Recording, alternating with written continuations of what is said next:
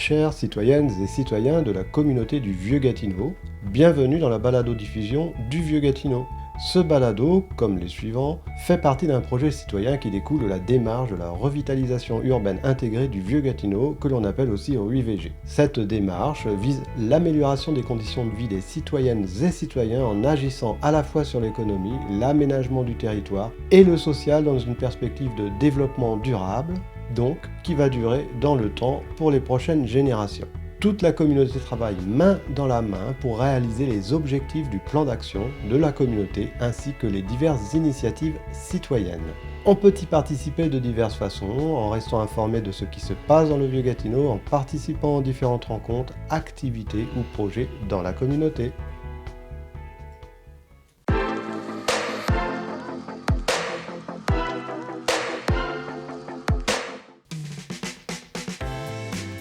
Bienvenue à toutes et à tous, chères citoyennes et citoyens, sur le balado de la rue du Vieux-Gatineau. En ce jour, nous aborderons notre entretien avec Monsieur Louis Damour, agent de développement auprès de la direction des centres de services loisirs, sport et développement des communautés de la ville de Gatineau. Le thème portera sur le parc sans quartier, dont son extrémité sud se situe proche de la marina Kitchissippi et son extrémité nord se situe proche de la rue Notre-Dame. Louis Damour retracera l'historique du parc sans quartier, nous parlera du ruisseau Wabassi ainsi que de la transformation qui va s'opérer sur l'une de ces places emblématiques du Vieux-Gatineau. À la suite de notre entretien, je vous annoncerai quelques informations sur la rue du Vieux-Gatineau et sur celle concernant la communauté du Vieux-Gatineau. Alors, bonne écoute, chères auditrices et auditeurs.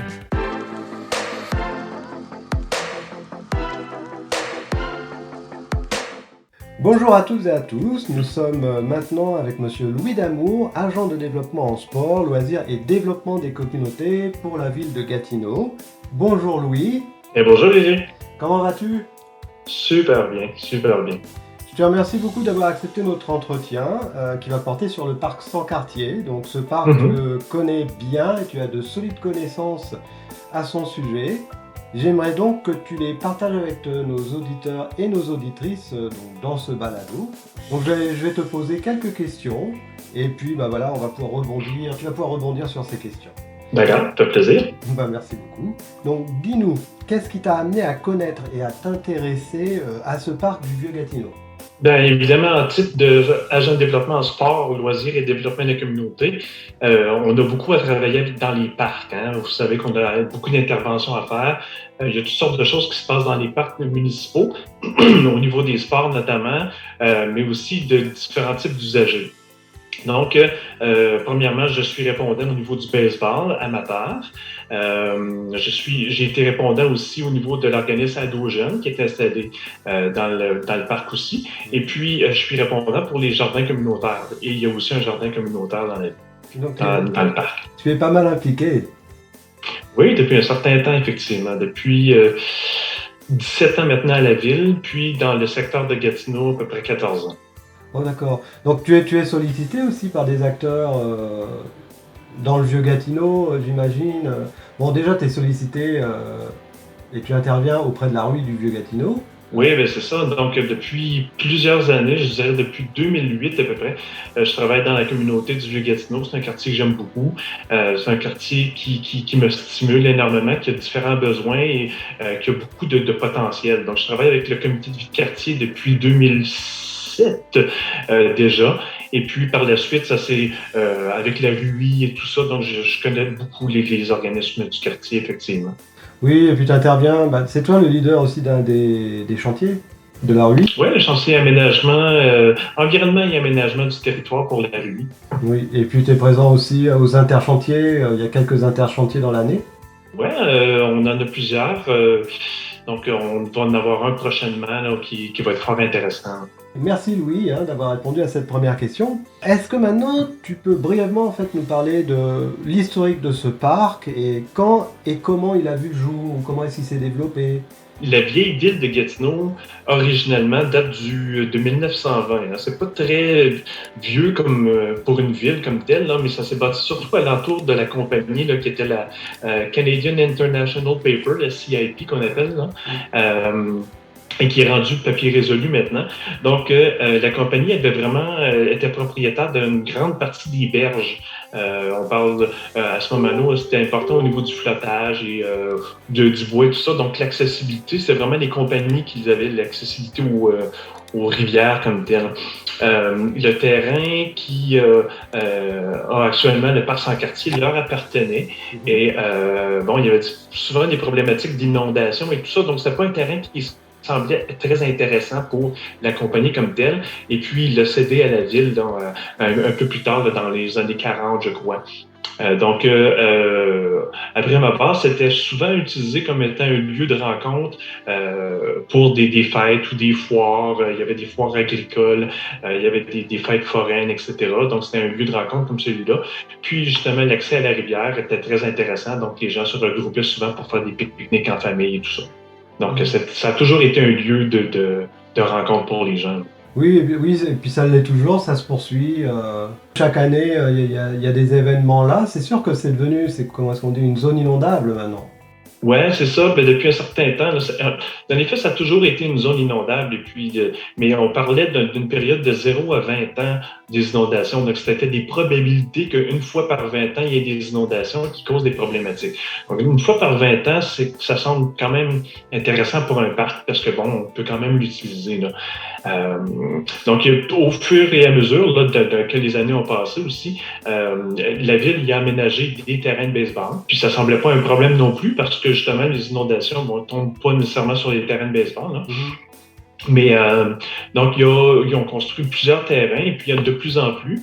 Et puis pour l'année 2010, comme tel, c'était l'année des Jeux du Québec qui se passait à Gatineau. Et donc, il y a eu beaucoup d'investissements qui ont été faits sur les terrains pour les rendre à un niveau très élevé, un niveau élite, là, pour permettre la tenue de compétition à cet effet-là.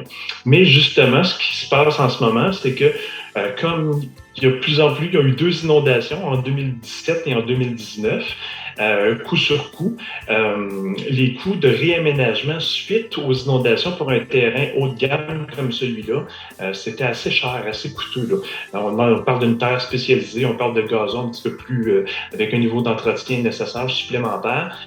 Et puis, ce que ça a confirmé aussi, c'était que c'était impossible d'aménager des bâtiments permanents dans la zone inondable. Donc, ça limitait beaucoup les possibilités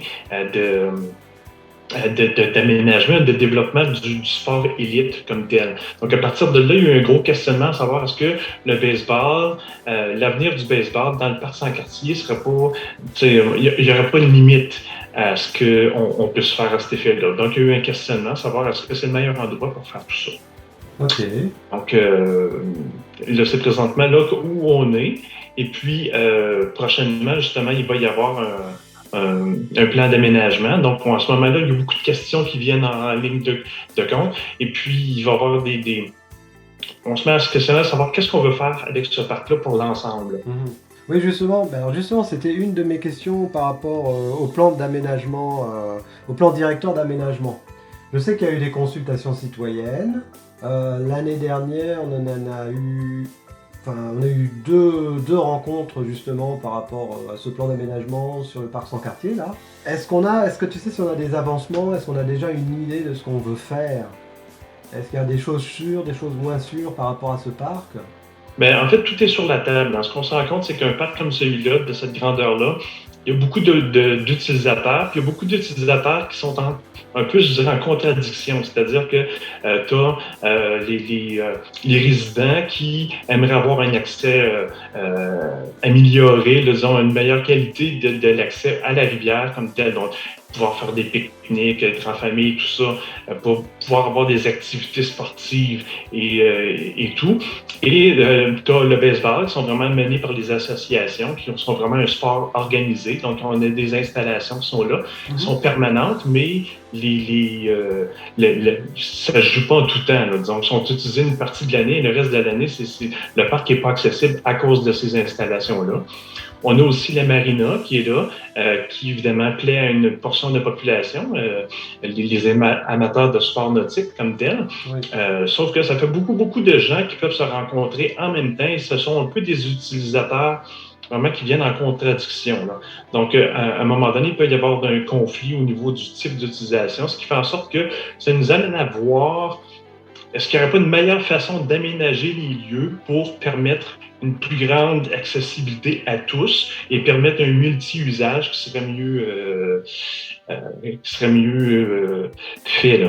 Oui, parce que une partie du parc, effectivement, je connais pas, je sais pas exactement la proportion, ça serait quoi, 25% c'est pour le baseball, là. Oui, ben en fait, il y a 6 terrains de baseball, c'est immense, c'est énorme. On voyait à un moment donné qu'il y avait des avantages à concentrer le sport comme tel, c'est-à-dire que, disons, il y a eu une perte de vitesse à un moment donné au niveau du sport comme tel, du baseball. Et puis, il y avait beaucoup, beaucoup de parcs de quartier qui avaient leurs petites installations de baseball. Alors, on a choisi de réorganiser ces petites installations-là et de le concentrer au même endroit comme tel. Ça fait que tu avais un côté pratique aussi, parce que on concentrait l'utilisation, les utilisateurs, donc on pouvait passer des différents niveaux. Donc, il y avait un gros avantage à ça, sauf que ça prend une énorme portion du terrain du parc comme tel. Ah oui, donc c'est bien plus que 25% du parc, alors ce serait quoi? Ah oui, on peut parler d'au moins 50%.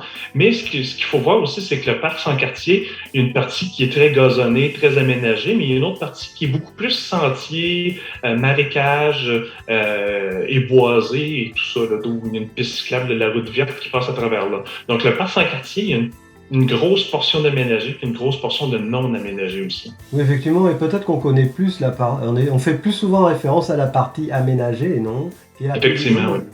Mais quand on parle du plan d'aménagement, le plan directeur d'aménagement, c'est pour tout le parc sans quartier, partie visible et partie non visible? Évidemment, c'est pour tout le parc sans quartier, au complet, y compris les marécages et tout ça, mais c'est sûr que les possibilités d'aménagement sur une zone plus marécageuse, plus boiseuse, sont plutôt limitées. Puis on a tendance aussi à vouloir protéger cette zone-là, qui abrite quand même une faune et une flore intéressante. Donc, on désire la préserver, mais tout en maximisant l'endroit qui est en ce moment plus aménagé, là. D'accord. Est-ce qu'on a une idée de à partir de quelle année on pourra amorcer ce qui va être fait et que des travaux vont commencer, des aménagements vont commencer? Est-ce qu'on a une date butoir? Ben, ce qu'on a annoncé, c'est que dès ce printemps, il y a une démarche là, de consultation puis de travail, là, de réflexion qui va se faire au niveau du plan d'aménagement. Donc, c'est la ville de Gatineau qui mène ça, qu'on va se faire accompagner par une firme spécialisée. Et puis, il va y avoir un comité d'orientation qui va se pencher plus précisément là, sur la démarche, de quelle façon on consulte les gens et tout ça. Puis, la RUI va vraiment en faire partie, là, va devenir un peu le bassin de consultation, même de participation premier là, pour le parc. Donc, on parlait du printemps pour débuter ces activités-là. Donc, on est en attente incessante là, pour avoir un appel pour participer à tout ça.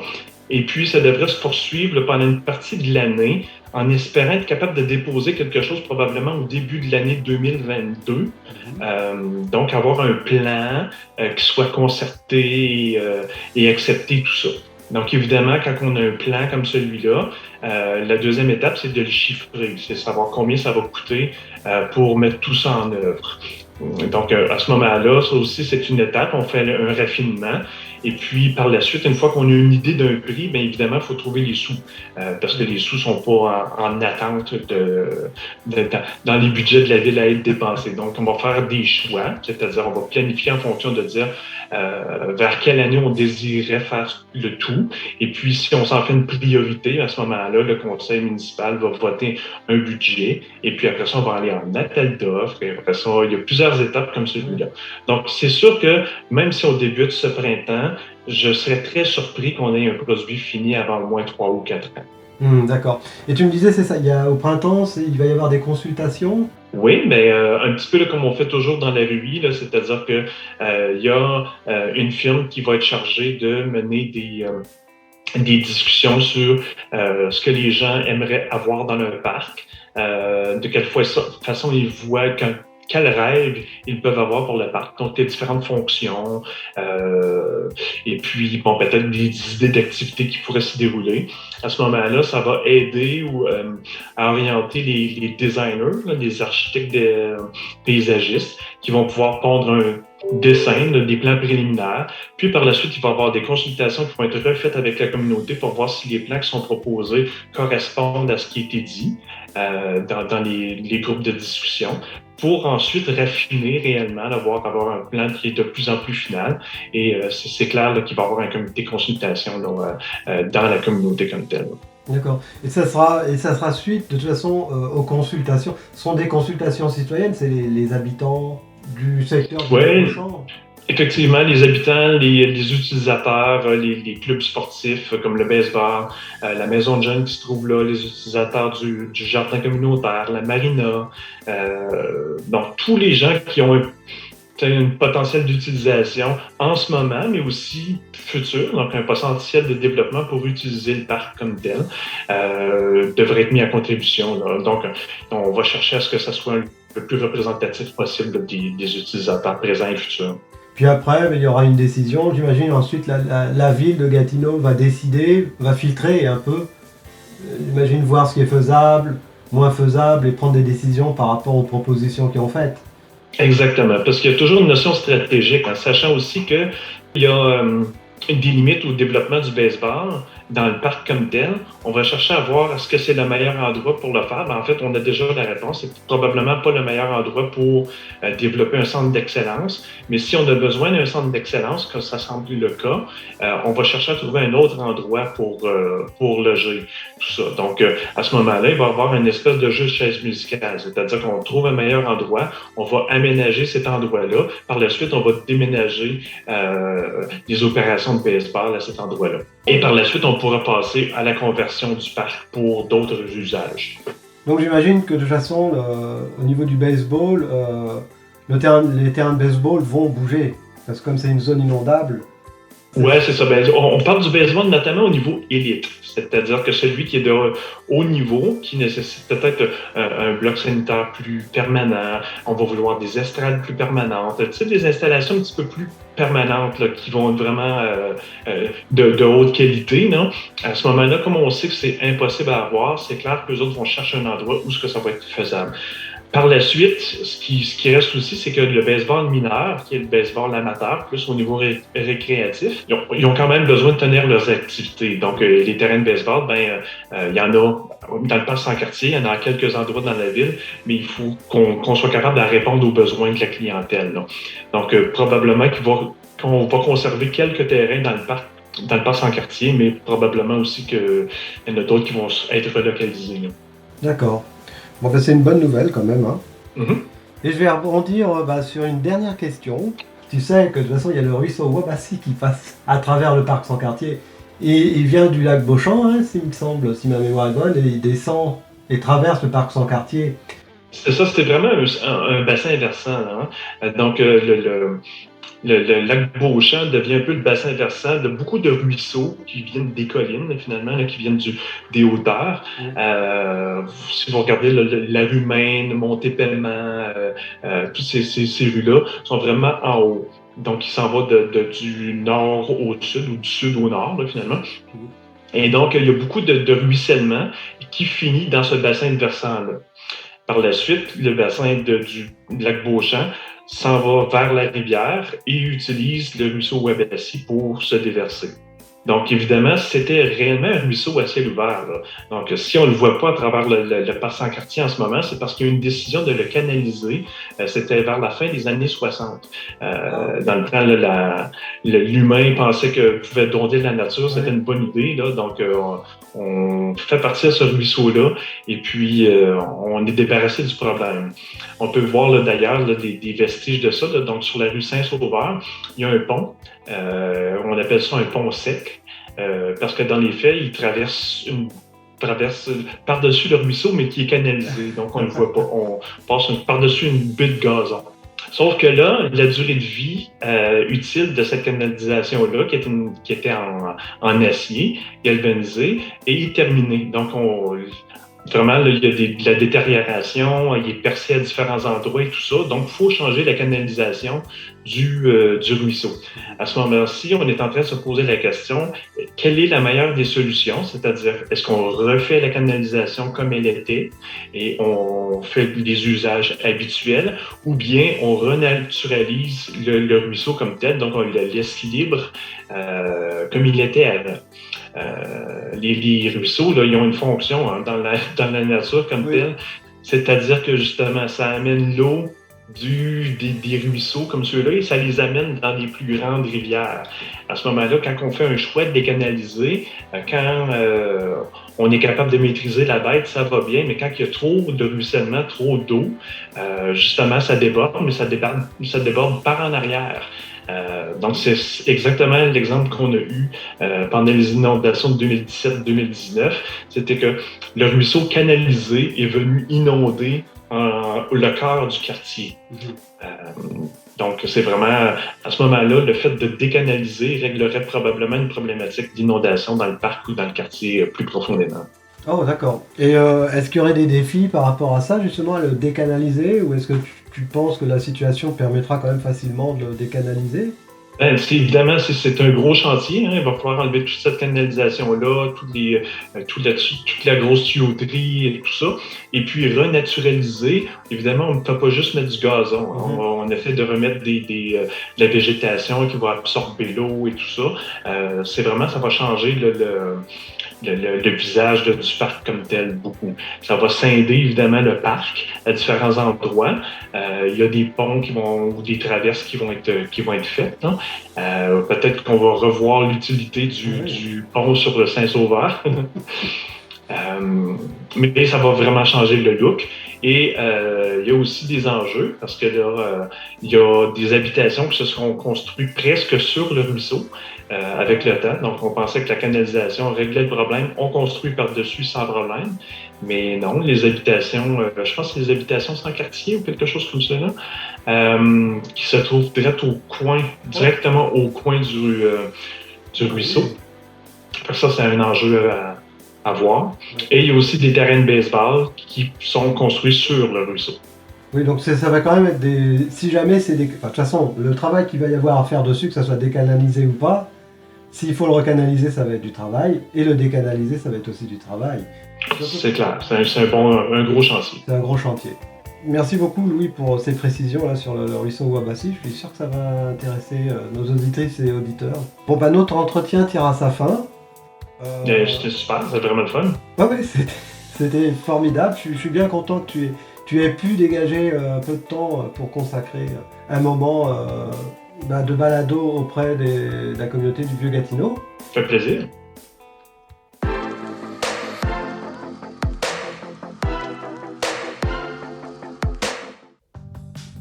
Voici les infos de la rue du Vieux-Gatineau.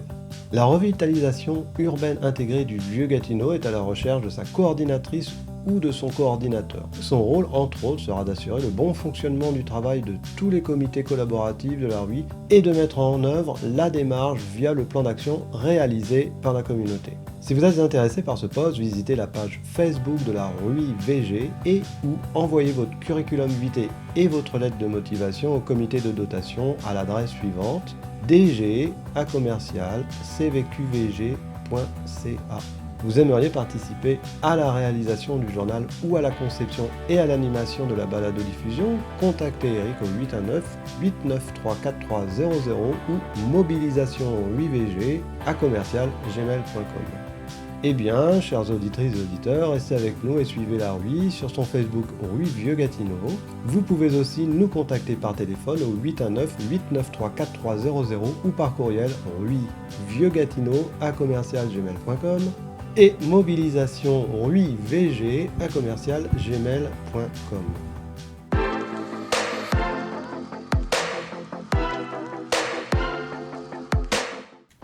Voici maintenant les informations du Vieux-Gatineau. La GAB, depuis l'année dernière, partage avec la communauté du Vieux-Gatineau les travaux qui ont lieu sur la place du marché Notre-Dame. Nous pouvons maintenant assister à la construction du nouveau bâtiment car il prend forme avec ses fondations. Suivez la progression de ces travaux sur la page Facebook de la Gap du Vieux-Gatineau. N'oubliez pas aussi la récente installation des 18 plaques historiques du Vieux-Gatineau que vous pouvez découvrir ou redécouvrir sur la rue Maine. Vous pouvez aussi les admirer sur la page Facebook de la Gap du Vieux-Gatineau. La Gap du Vieux-Gatineau organise aussi un sondage sur la vitalité hivernale du Vieux-Gatineau intitulé Habiter l'hiver. N'hésitez pas à y participer pour partager vos idées sur l'organisation du prochain hiver au sein du Vieux-Gatineau. Rendez-vous sur la page Facebook de la Gap. La Gap nous informe aussi que le marché Notre-Dame revient dès le 4 juin 2021 sur le site du centre des services scolaires des Draveurs. Très bonne nouvelle pour les amoureux et futurs amoureux des produits frais et locaux. Pour plus d'informations sur ce qui se déroule dans le Vieux-Gatineau, rendez-vous sur la page Facebook de la Gap du Vieux-Gatineau. Suite au succès de la première campagne d'obligations communautaires, les Serres urbaines Notre-Dame ont lancé depuis le mois de février 2021 leur deuxième campagne d'obligations communautaires destinée à l'élaboration et à la construction du complexe aquaponique du Vieux-Gatineau. Vous pouvez soutenir ce beau projet en investissant dans ces obligations. Pour plus d'informations, visitez la page Facebook des Serres urbaines Notre-Dame, leur site internet serresurbaine.ca ou appelez-les au 819 579 90. Vous voulez vous impliquer dans le jardin urbain du Vieux-Gatineau, contactez les Serres urbaines Notre-Dame. Ignacio Zaraté, directeur au 819 527 69 ou Hugues Laforge, responsable du jardin urbain au 819 318 16 43. La soupière de l'amitié peut être contactée du lundi au vendredi de 9h30 à 16h. Pour joindre l'organisme, 819 663 6777. Pour vous y rendre, 149 boulevard Maloney-Ouest à Gatineau. Elle est aussi là pour vous offrir un bon repas du lundi au vendredi entre 11h30 et 12h45. Vous pouvez aussi soutenir l'organisme et ses actions en y participant par le biais d'un don. Pour ce faire, rendez-vous sur le site lasoupièredelamitié.com/don. La Soupière de l'Amitié a aussi installé un frigo partage à l'extérieur de son site. Vous pouvez y prendre de la nourriture, mais aussi en déposer. Alors n'hésitez pas à vous y rendre. Moisson Outaouais annonce la mise en place de sa cuisine de transformation alimentaire. Elle est destinée à la fois à offrir des repas à une clientèle vulnérable, mais aussi à lutter contre le gaspillage alimentaire. Vous êtes aussi invité à l'inauguration officielle de sa cuisine. Pour vous inscrire, rendez-vous sur la page Facebook de Moisson Outaouais. Le comité de vie de quartier du Vieux-Gatineau, en raison du Covid-19 et en conformité avec les mesures de la santé publique, reste fermé au public, mais reçoit tous vos appels du lundi au vendredi de 8h à 16h. Le frigo partage reste approvisionné, alors n'hésitez pas à vous y rendre. Visitez régulièrement la page Facebook du comité de vie de quartier du Vieux-Gatineau pour vous tenir à jour sur les informations, activités et événements de la communauté. Le centre d'action bénévole de Gatineau, dont le rôle est, selon ses termes, de développer et de promouvoir l'action bénévole et communautaire dans les différents secteurs de l'activité humaine, afin de répondre aux besoins exprimés par la collectivité, a mis en ligne le répertoire des organismes de l'Outaouais et vous permet de découvrir et de repérer les services offerts au sein du milieu communautaire. Avec l'annonce des gouvernements québécois et fédéral d'un investissement conjoint de 12,5 millions de dollars dans la construction de 6 projets de logements sociaux, Mon Chez Nous a l'intention de réaliser un projet de 14 logements de transition Saint-Antoine pour personnes en situation d'itinérance. Et finalement, soutenez vos commerçants, surtout en ce temps de confinement, achetez local, sur place ou en ligne.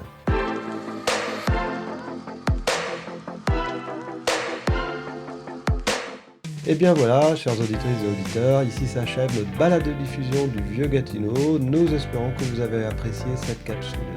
En attendant la suivante, chère communauté du Vieux-Gatineau, prenez bien soin de vous.